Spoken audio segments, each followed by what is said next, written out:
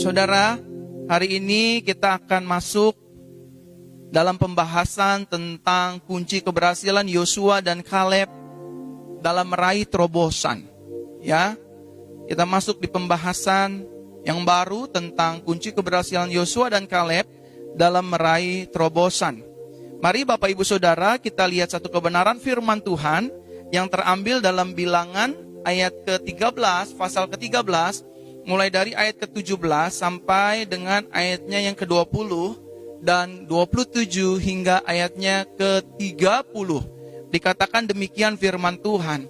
Musa mengirim mereka untuk mengintai tanah Kanaan dan berkata kepada mereka, pergilah ke sana ke tanah Negeb, kemudian naiklah ke bukit. Ayat 18. Dan kamu akan melihat negeri itu, bagaimanakah ia dan orang-orang yang berdiam di dalamnya, apakah ia kuat atau lemah, apakah mereka sedikit atau banyak. Ayat 19, bagaimanakah negeri yang di dalamnya mereka tinggal, apakah itu baik ataukah buruk, dan bagaimanakah kota-kota yang mereka diami, apakah mereka berdiam di perkemahan atau di perbentengan. Ayat 20 dikatakan demikian. Lalu bila manakah tanah itu, apakah subur ataukah gersang? Apakah di dalamnya terdapat pohon-pohon ataukah tidak? Kuatkanlah hatimu dan bawalah buah dari tanah itu.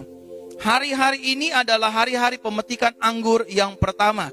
Sekarang kita akan lihat ayat 27 sampai dengan ayat yang ke-30. Dikatakan demikian. Mereka melaporkan kepadanya dan mengatakan, kami sudah masuk ke negeri tempat engkau telah mengirim kami, dan memang suatu negeri yang berlimpah susu dan madunya, dan inilah buahnya. Namun yang tinggal di negeri itu adalah bangsa yang kuat, dan kota-kotanya sangat besar dan berbenteng. Lagi pula kami sudah melihat orang-orang enak di sana.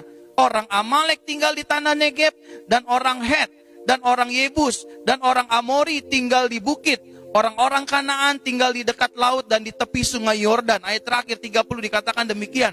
Lalu Kaleb menenangkan bangsa itu di hadapan Musa dan berkata, kita akan maju dan memiliki negeri itu karena kita pasti dapat mengalahkannya. Nah, Bapak Ibu Saudaraku terkasih dalam Tuhan, jadi ayat ini berbicara tentang Musa mengirim 12 pengintai untuk mengintai satu negeri yang akan dijanjikan oleh Tuhan.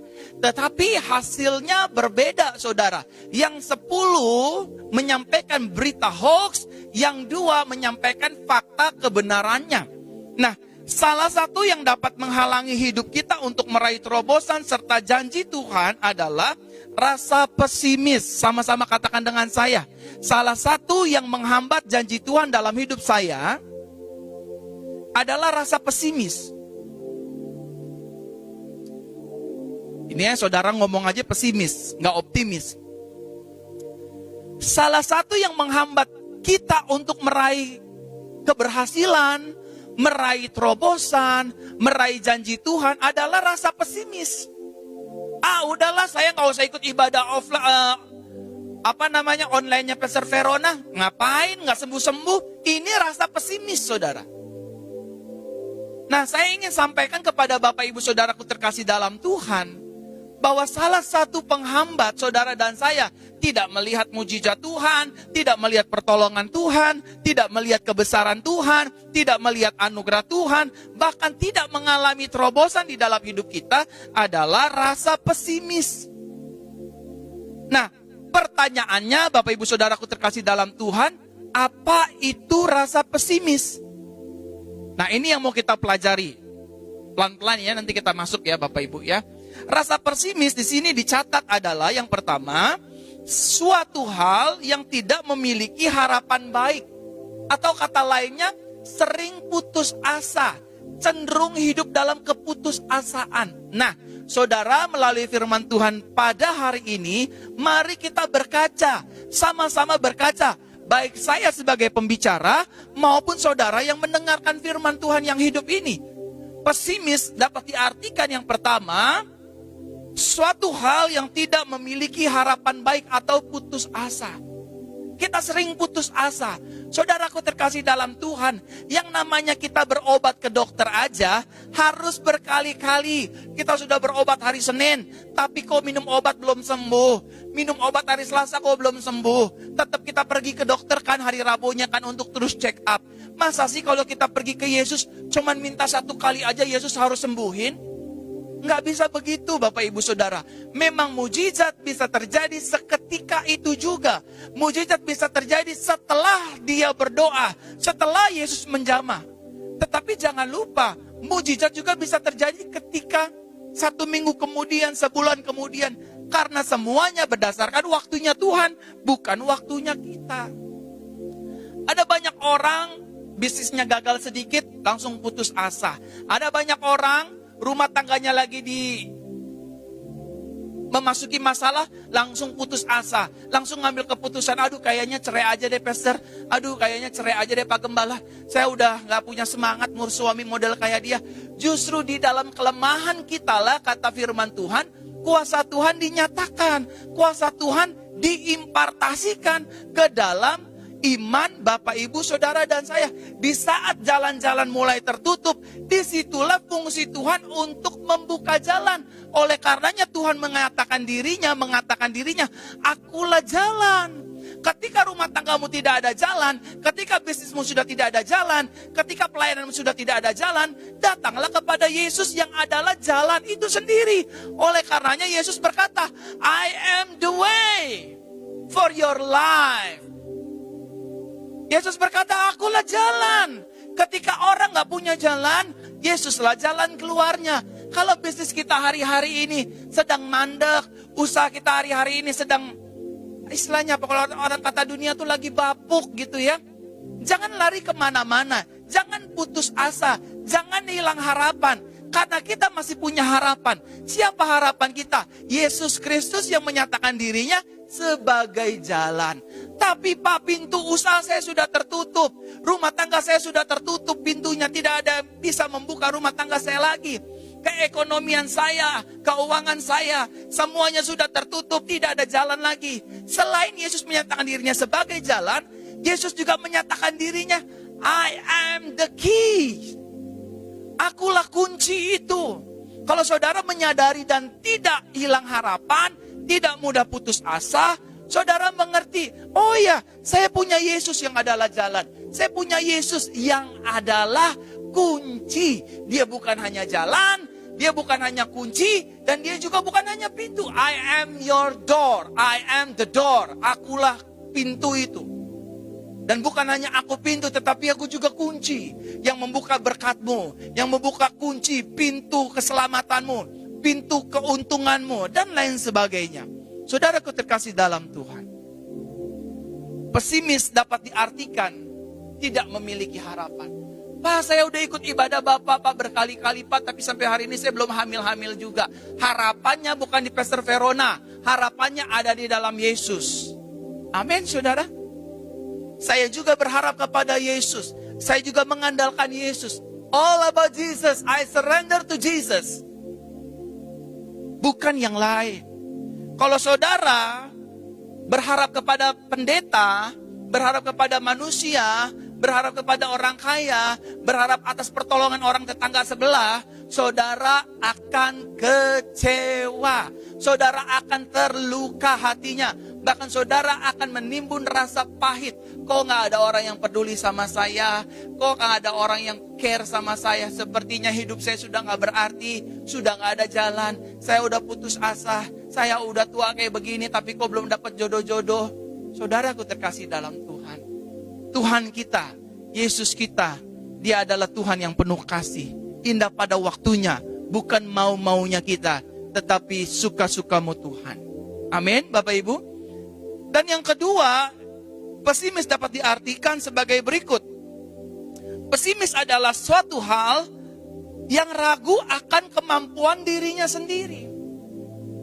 Musa bilang sama 12 pengintai, lihatlah negeri ini. Negeri ini penuh susu dan madunya. Penuh dengan segala kebaikannya. Tetapi ke-12 pengintai, 10 diantaranya, dia ragu dengan apa yang dia milikinya. Bener nggak ya saya dagang siomay? Bener nggak ya saya dagang bapau, Pak Pendeta? Bener nggak ya ini istri saya?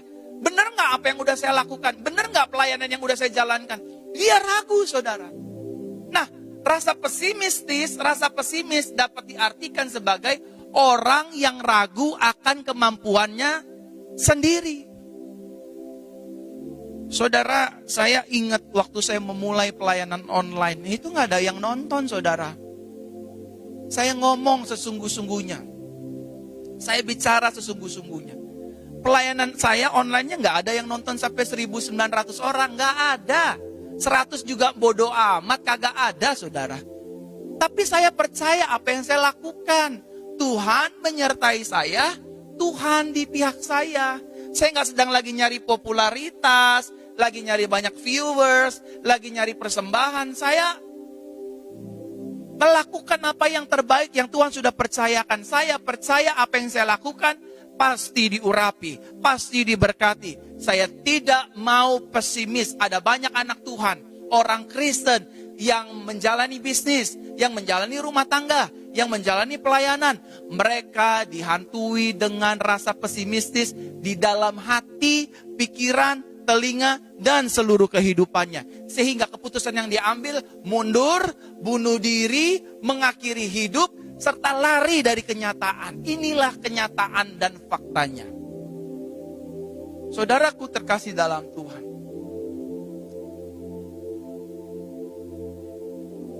Yakinlah dengan apa yang sudah Tuhan berikan bagi hidup saudara. Pastor, saya udah lakukan yang terbaik.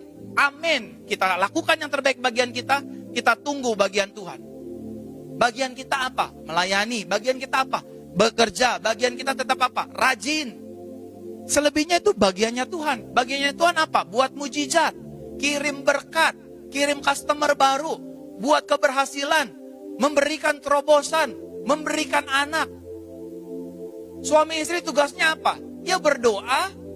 Melakukan hubungan suami istri. Ingin punya anak toh harus ada dibuahi. Selebihnya nanti urusannya Tuhan.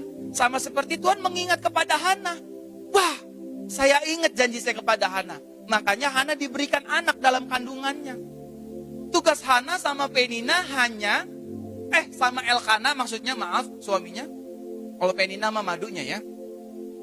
Semoga gak ada yang sering baca firman Bible, sehingga gak ada yang tahu yang salah.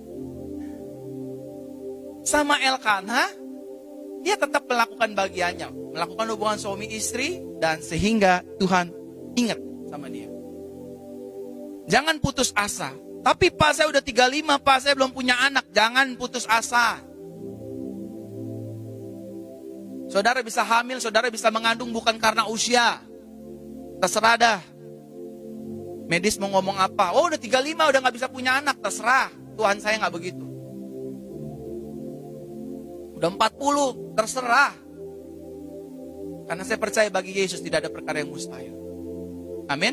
Dan semua indah pada waktunya Tuhan. Yang pertama tadi, pesimis dapat diartikan sebagai mudah putus asa. Yang kedua, pesimis adalah salah satu hal yang ragu akan kemampuan diri sendiri.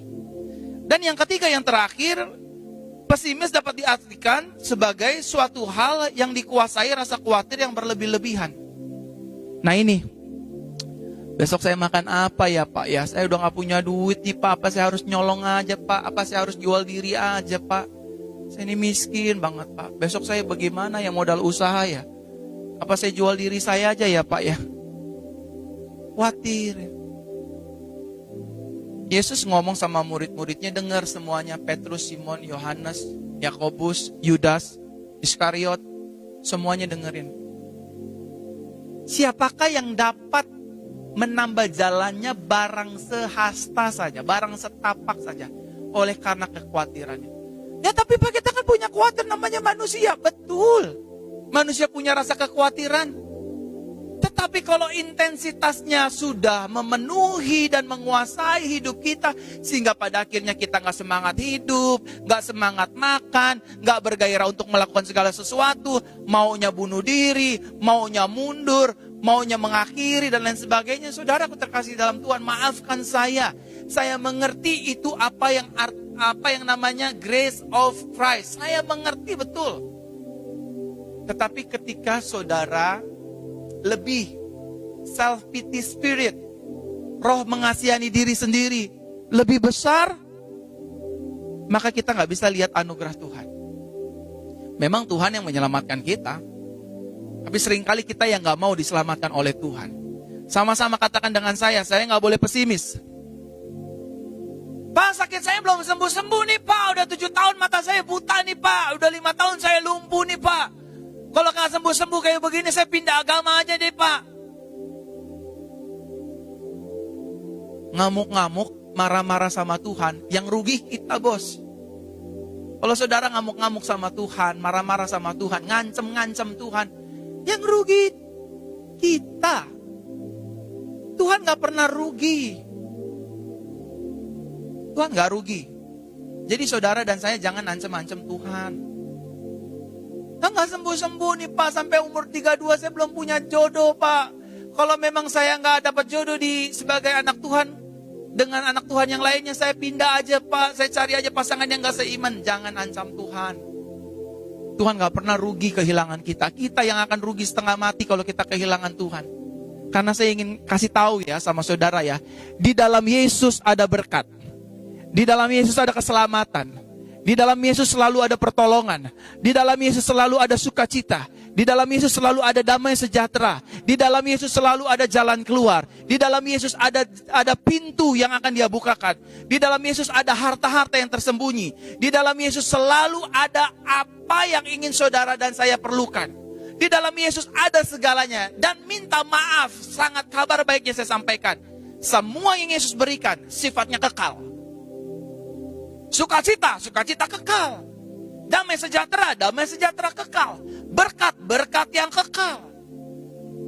Kita akan diberkati oleh Tuhan.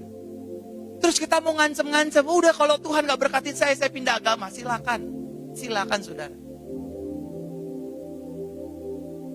Tapi satu hal yang saudara harus tahu, kemanapun Anda lari dari Tuhan, Tuhan akan mengudak saudara dengan anugerahnya.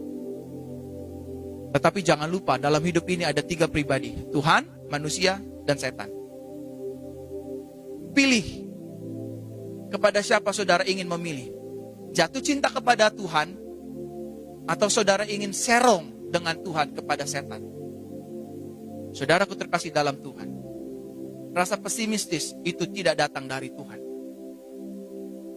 Tidak ada saya temukan tokoh-tokoh firman Tuhan, tokoh-tokoh Bible. Memang ada rasa pesimisnya, seperti Yosua contohnya. Yosua mendapatkan pesan Tuhan lewat Musa. Yos, kuatkan dan teguhkanlah hatimu, karena engkau akan membawa jutaan bangsa Israel untuk masuk ke dalam tanah perjanjian. Who is Joshua? He is nothing person. Dia bukan pribadi apa-apa. Dia hanya bujang dari Musa. Tetapi dia mendengarkan apa yang diperintahkan Tuhan lewat Musa. Aku gak boleh pesimis. Tuhan mengurapi Yosua dengan roh yang berbeda. Dengan roh hikmat. Sehingga dia tidak menjadi orang yang pesimistis. Saudaraku terkasih dalam Tuhan, rasa pesimis inilah yang membuat ke-10 pengintai pada akhirnya tidak mengalami terobosan di dalam hidupnya. Ke-10 pengintai ini pada akhirnya tidak masuk dalam tanah perjanjian. Kecuali Yosua dan Kaleb bin Yefne.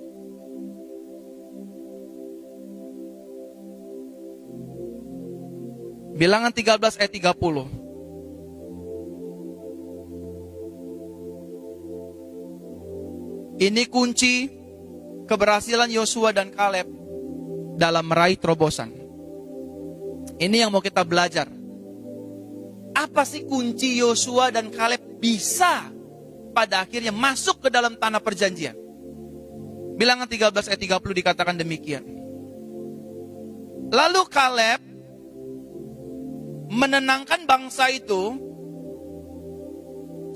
di hadapan Musa dan berkata, kita akan maju dan memiliki negeri itu karena kita pasti dapat mengalahkannya. Yang pertama, saudaraku terkasih dalam Tuhan, kunci keberhasilan Yosua dan Kaleb adalah Yosua dan Kaleb percaya dengan apa yang telah mereka kerjakan. Yosua dan Kaleb sama-sama mengintai bersama dengan ke-10 pengintai lainnya. Dia percaya kok bahwa hasil dari negeri yang saya intai ini penuh susu dan madunya, penuh dengan anggur yang luar biasa. Memang di dalam negeri itu terdapat banyak orang enak, orang-orang besar, orang-orang dahsyat, orang-orang kenamaan yang sulit dikalahkan. Tetapi Yosua dan Kaleb percaya bahwa Tuhan di pihak saya, Tuhan akan menuntun saya, Tuhan akan memberikan kemenangan kepada saya untuk merebut tanah yang sudah dijanjikan oleh Tuhan melalui hambanya Musa. Saudaraku terkasih dalam Tuhan, Yosua dan Kaleb dia mempercayai apa yang dia kerjakan.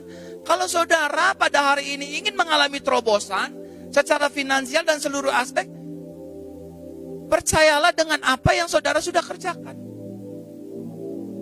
Saya percaya dan live streaming saya disertai Tuhan. Sampai ditonton banyak orang. Apa Pastor Verona hebat? Enggak, pendeta yang hebat jauh lebih banyak. But I trust Him. Saya percaya sama Yesus. Saudara, seringkali kita banyak menyalahkan Tuhan. Coba percaya aja. Percaya aja. Sama-sama katakan dengan saya harus percaya apa yang sudah saya kerjakan. Amin. Karena apa yang sudah saudara takdir, itu yang akan saudara tuai. Jangan saudara kabur, tumbuh nggak nih ya? Saudara udah simpen deposit nih untuk bisnis, untuk usaha. Kira-kira berhasil nggak ya? Kira-kira maju nggak ya? Hidup itu harus jalani proses. Nah, proses bersama dengan Tuhan itu membawa kita kepada kemuliaan demi kemuliaan. Dan proses yang Tuhan izinkan itu asik, saudara. Menyenangkan, membuat kita dapat melihat cerita dari ujung sampai ujung. Bagaimana Tuhan menyertai hidup saya, memberikan saya kemenangan, memberikan saya jalan keluar, dan memberikan saya apa yang saya doakan dan saya kerjakan. Bapak, Ibu, saudaraku terkasih dalam Tuhan. Udah banyak orang bilang saya ini orang setengah gila.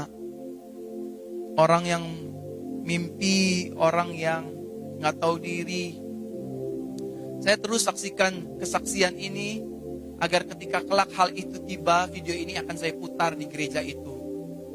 Saudara, saya diberikan visi oleh Tuhan. What is vision? Vision is the picture of the future.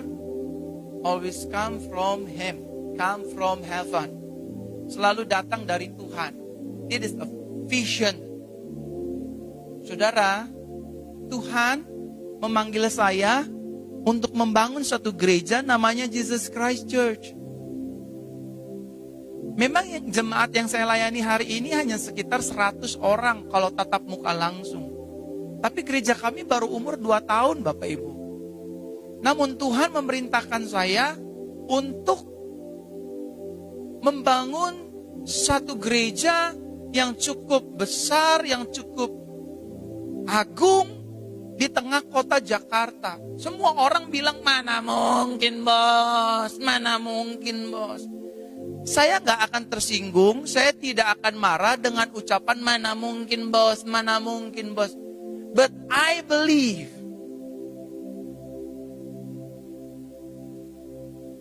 dengan apa yang sudah saya lakukan.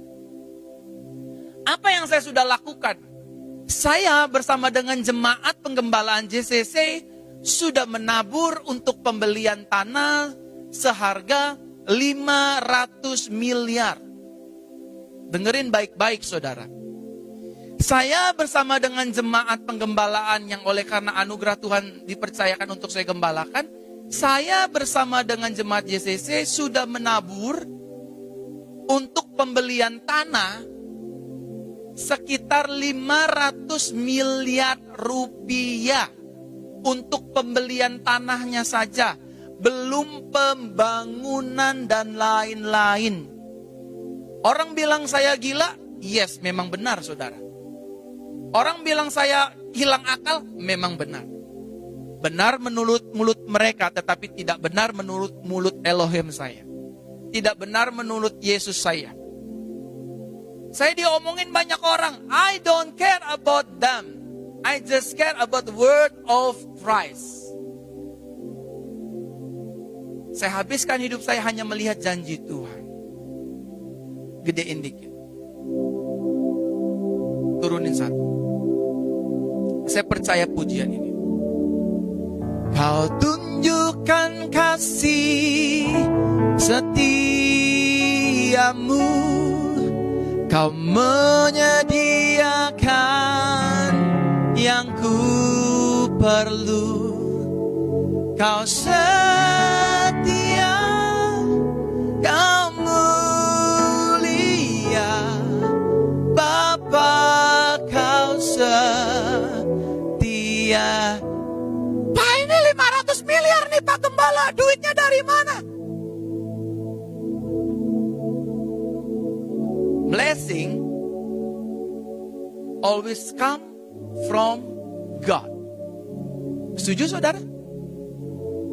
Berkat selalu datang dari Tuhan, dari surga. 500 miliar beli tanahnya, tetapi angka itu udah pecah Bapak Ibu Saudara. Dari 500 miliar menjadi 400 miliar sekian rupiah. Itu artinya selalu ada harapan di dalam Yesus.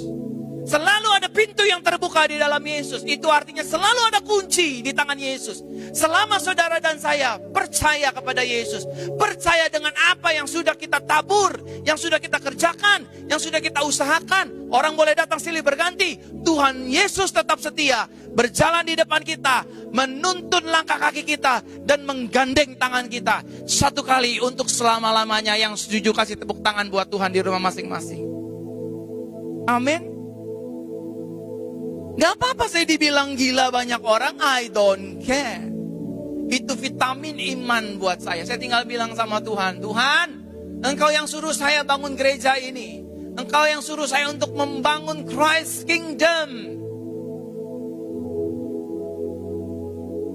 Di tengah-tengah kota jantung Jakarta, nggak mungkin lah. Ada pendeta senior juga nggak dikasih izinnya, makanya disuruh bangun di Bogor. Ya itu dia. Dia beda dengan saya. Tanpa mengurangi rasa hormat. Saya hanya taat sama Tuhan. Dia gak akan memalukan saya. Saya percaya video ini akan saya tampilkan di gereja itu. Video ini akan saya tampilkan di Christ Kingdom, di depan ribuan mata anak-anak Tuhan. Dan video ini akan menjadi saksi bahwa bagaimana Tuhan yang saya sembah, Yesus namanya, tidak berdusta. Saya percaya dengan apa yang saya kerjakan, saudara. Karena yang saya kerjakan untuk kemuliaan Tuhan.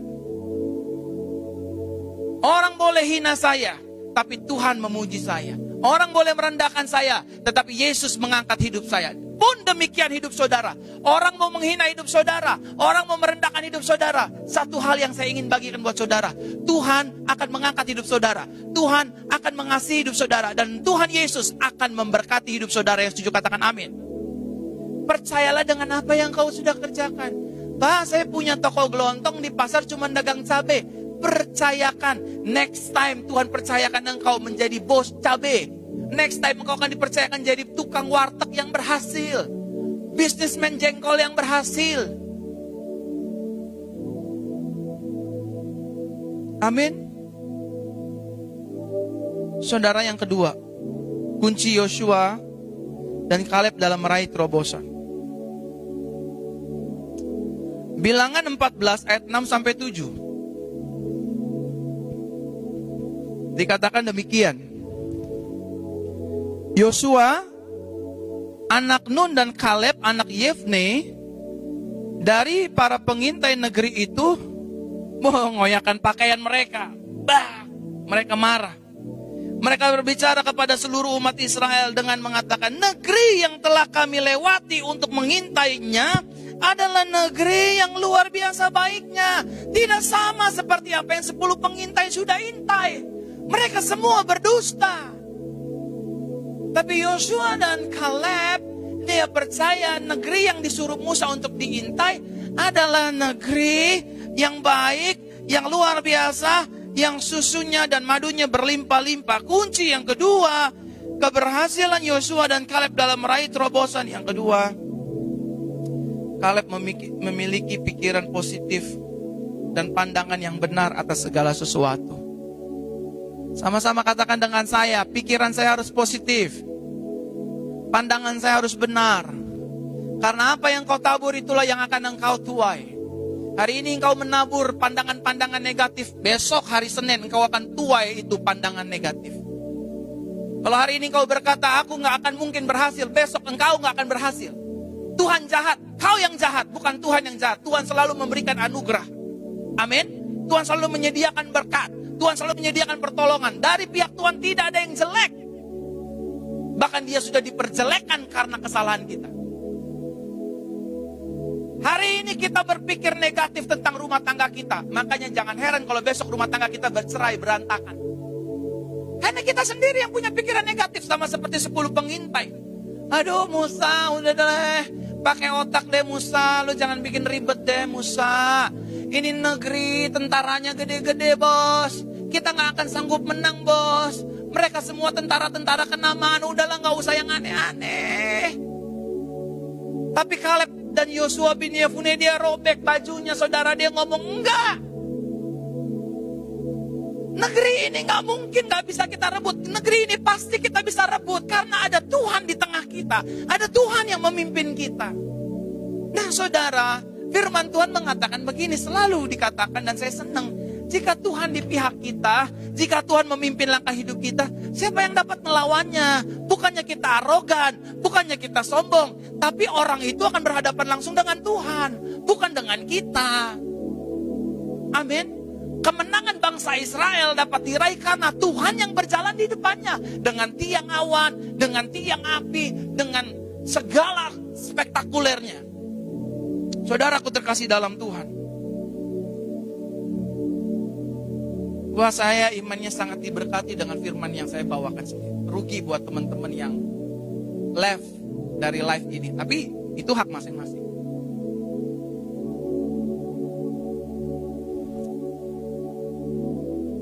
Sama-sama katakan dengan saya harus punya pandangan dan pikiran yang benar. Ada banyak anak Tuhan pandangannya gak benar. Waduh, COVID-19 gak kelar-kelar ini. Bokeh deh nih. Amsyong deh nih. Sial deh nih. Sesuai imanmu, jadilah padamu. Bukan Tuhan jahat. Bukan. Saya mau bersaksi ya. Saya mau bersaksi. Saya tanya sama Tuhan tadi, boleh gak saya bersaksi? Boleh. Udah. Roh Tuhan memberikan kedamaian di hati saya, boleh.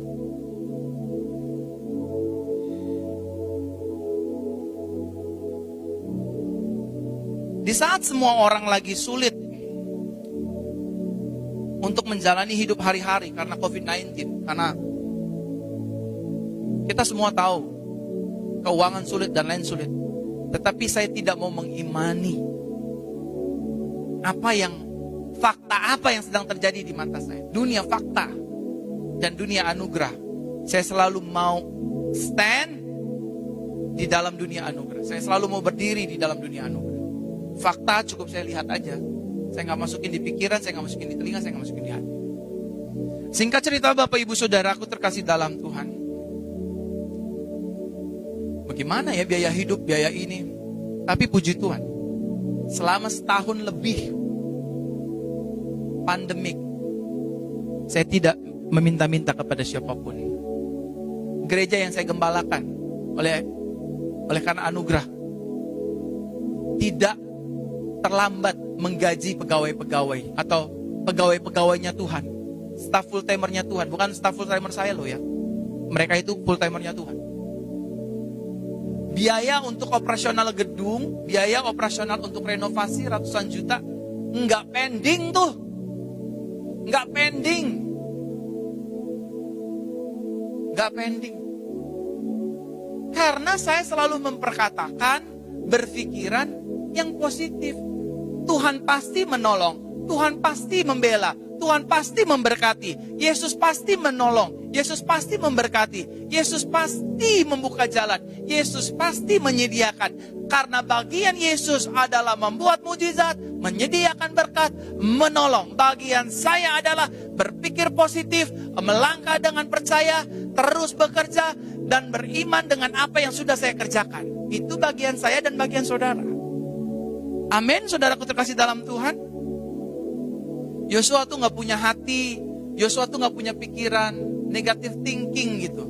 Pikiran paranoid, pesimis, enggak. Dia yakin kalau Tuhan yang sama yang sudah menyertai Musa keluar dari tanah perbudakan, Tuhan yang sama juga akan menyertai saya. Yosua bin Nun dan Kaleb bin Yefne. Yang ketiga, Bapak Ibu Saudara, kunci Yosua dan Kaleb dalam meraih keberhasilan. Bilangan 14 ayat 9. Hanya janganlah kamu memberontak terhadap Yahweh atau Tuhan, dan jangan takut kepada penduduk negeri itu. Karena kita akan, haleluya. Karena kita akan menghabisi mereka, pelindung mereka sudah meninggalkan mereka, tetapi Yahweh atau Tuhan beserta dengan kita.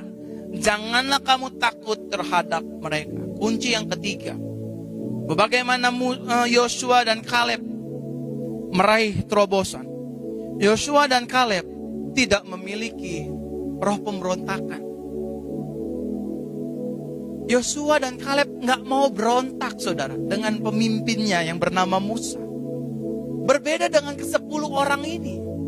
Saudara, kalau saudara baca baik-baik, saudara baca baik-baik ayat ini.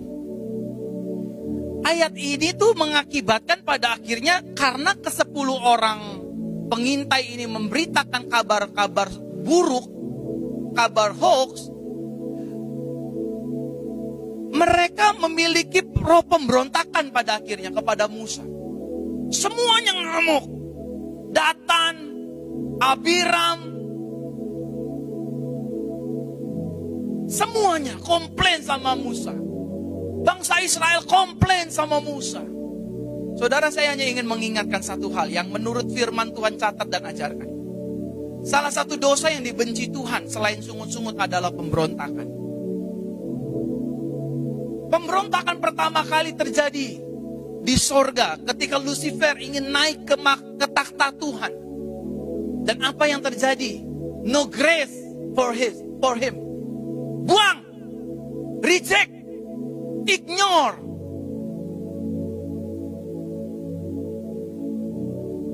Dan pemberontakan yang kedua lagi-lagi terjadi. Area kudusnya Tuhan di mana? Di Eden. Tuhan bilang sama Adam sama Hawa, seluruh pohon dalam taman ini boleh kamu makan. Boleh kamu jadikan rujak belimbing, rujak nangka, boleh. Asal satu yang kamu gak boleh makan, pengetahuan yang baik dan yang jahat. Apa yang terjadi? Lagi-lagi pemberontakan terjadi. Enggak, buah ini sedap untuk dilihat dan enak seperti rasanya. Makan. Apa yang terjadi? Saudara, yang terjadi adalah Adam Hawa diusir oleh Tuhan. Oh, Tuhan jahat kok. No, Tuhan itu suci. Dia tidak bisa berjalan bersama-sama dengan orang yang berdosa. Tetapi hari ini dosa kita sudah diampuni oleh karena anugerah dan kemurahan Yesus. Namun, garis bawahi, saudara dan saya memiliki roh pemberontakan. Saudara sedang membenturkan anugerah dengan pemberontakan itu. Apa yang kau tabur itulah yang akan engkau tuai.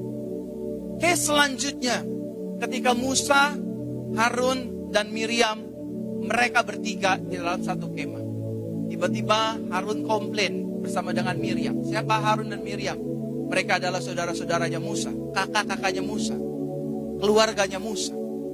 Dia berkata, emang sama Musa doang Tuhan berfirman? Tuhan juga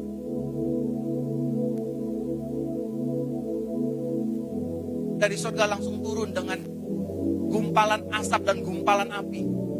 Tuhan bilang sama mereka bertiga, yang bertiga, keluar. Keluar yang tiga. Tuhan ngomong begini sama Miriam, Musa, dan Harun.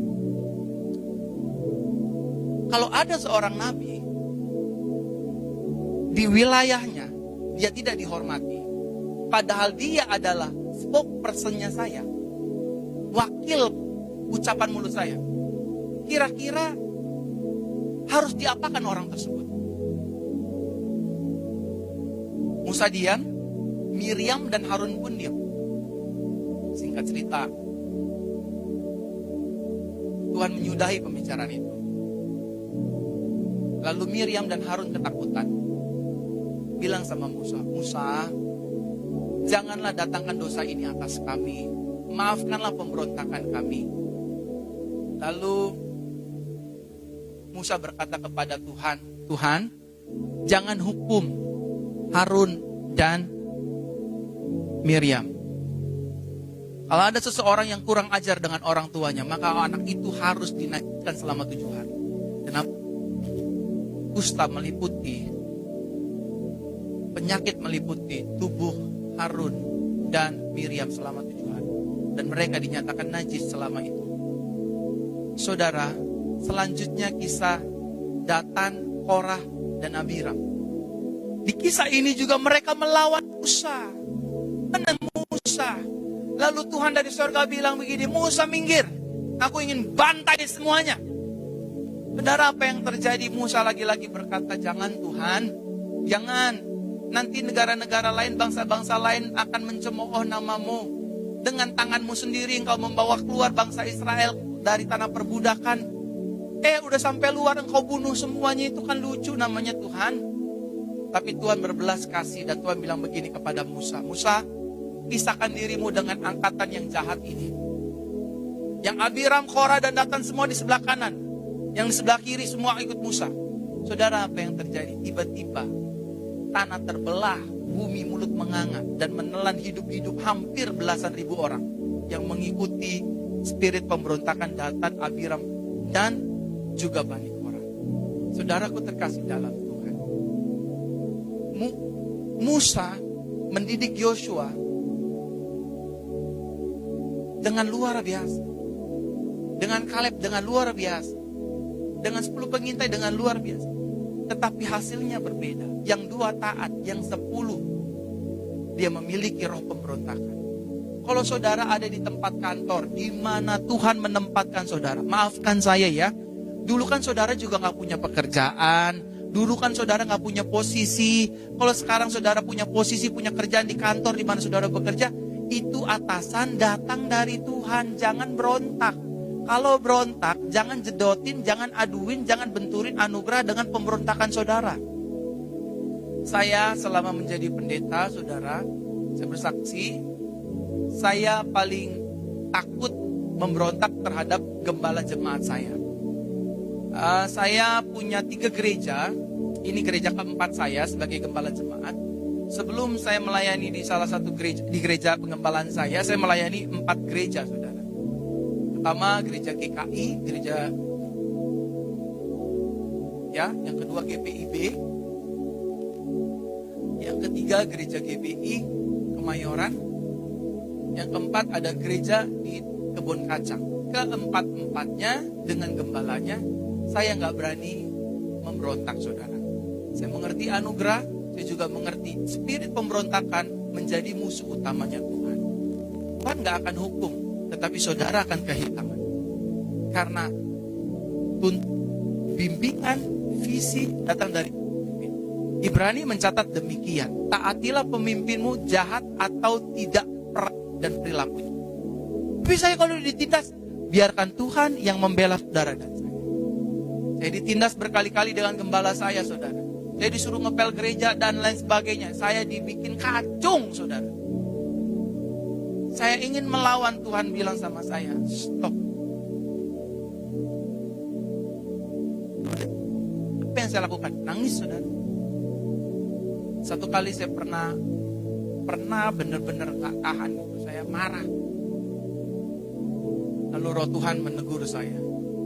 Kalau kamu tidak minta maaf sama dia, kalau kamu tidak minta maaf sama dia, kamu langsung berurusan dengan saya. Karena saya yang memilih dia. Urusan dia, urusan saya. Waduh, akhirnya saya minta maaf, saya menangis kok, saya minta maaf kok. Saya udah jahat sama kok.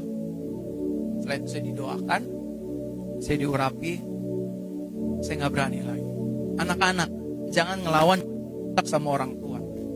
Kalau anak-anak yang menyaksikan live ini ngelawan berontak sama orang tua, bukan nggak ada anugerah. Oh berarti dicampur dong anugerah sama hukum Taurat. Nggak ada hubungannya.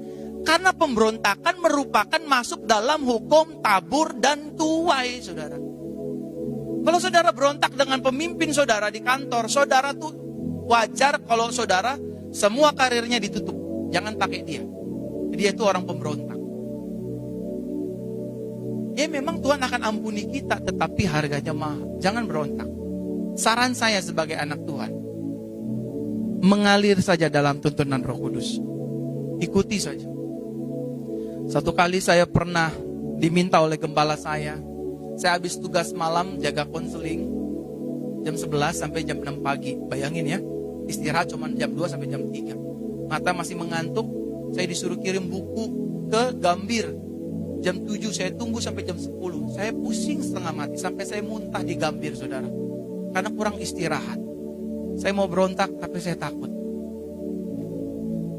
Singkat cerita, Roh Kudus menghibur saya. Apa yang sudah kamu tabur akan kamu tuai kelak. Artinya hidupmu akan diberkati. Jangan contoh perangai buruknya, contohlah apa yang baik. Saya ambil yang baik, yang buruk saya buang. Kalau saudara hari-hari ini di kantor lagi kesel sama bos, kalau saudara hari-hari ini di mana? Di bisnis, di keluarga, rumah tangga, di pelayanan, lagi kesel sama gembala atau lagi kesel sama orang tua, lagi kesel sama siapapun, jangan berontak. Saudara, anugerah memang Tuhan sediakan. Tetapi sebelum engkau diberikan anugerah, Tuhan memilih pemimpinmu, memilih saya, memilih saudara untuk sebagai orang tua, untuk mendidik, mendukung anak kita. Makanya lihat dah, anak-anak yang ngelawan, yang berontak orang tua. Makanya ada istilah durhaka. Dia gak akan dapat apa-apa dari pemberontakannya. Dia gak akan dapatin apa-apa. Berarti gak ada anugerah dong. Ada, grace selalu ada. Ketika saya mengerti hal ini, saya jumpai mami saya. Saya cium kakinya. Saya minta berkat Tuhan. Itu satu hal yang belum pernah saya lakukan seumur hidup saya. Mencium kaki orang tua saya.